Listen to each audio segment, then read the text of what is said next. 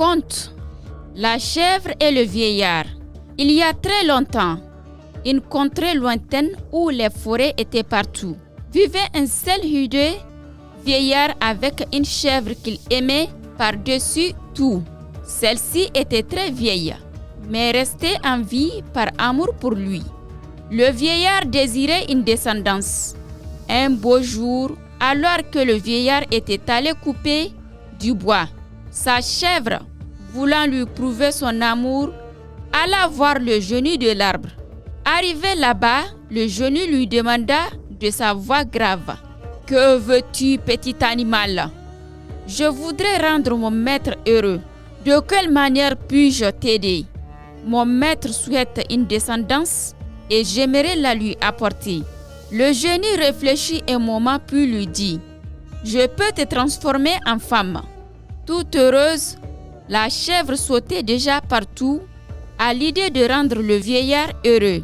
C'est à ce moment-là que le génie annonça une phrase bizarre: « Kalaku kalaku berekuki » et la chèvre se transforma en une superbe femme. « Je te remercie, grand génie de l'arbre. » Alors qu'elle s'en retournait, le génie lui cria: « Tu sacrifieras ton 5e enfant sur mon arbre. » Elle s'en retourna sans prêter attention à ce que lui disait le génie. Quand le vieillard rentra chez lui, il fut surpris de trouver une femme. Celle-ci le rassura. « C'est moi, ta chèvre. Je suis allé voir le génie de l'arbre pour qu'il me transforme en femme, afin d'assurer ta descendance comme tu le souhaitais. » Le vieillard la reconnut. Ils eurent un premier enfant, puis un deuxième, un troisième, un 4e et le 5e. La vie se déroula, ils vécurent heureux sans problème. Un jour, alors que les enfants jouaient dans la forêt, le 5e enfant alla se cacher derrière un arbre. L'arbre l'attrapa et se mit à l'engloutir. Il s'est mis à chanter en s'adressant à ses frères. « Bori bori jina bori, bori jina mori, kata fombaye jina mori bori.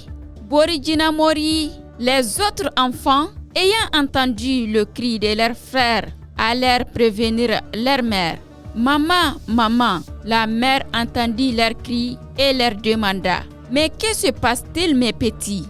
Buruki s'est fait engloutir par l'arbre et il chante: « Bori bori jina mori, bori bori jina mori, kata fombaye jina mori bori, bori jina mori. » La femme se souvint alors de ce qu'il lui avait dit le génie. Elle alla voir celui-ci avec son mari, le vieil homme. « Rends-moi mon enfant, dit-elle au génie. Le génie lui répondit: « Tu sacrifieras ton 5e enfant sur mon arbre. Souviens-toi, tu l'as fait, alors je le prends. » La femme lui répondit: « Mais tu n'as pas précisé à quel âge je devais le sacrifier.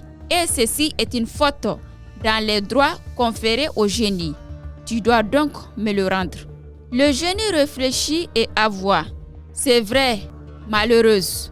Tu as raison, je dois te le rendre. » Ils partirent donc avec les 5 enfants et vécurent heureux.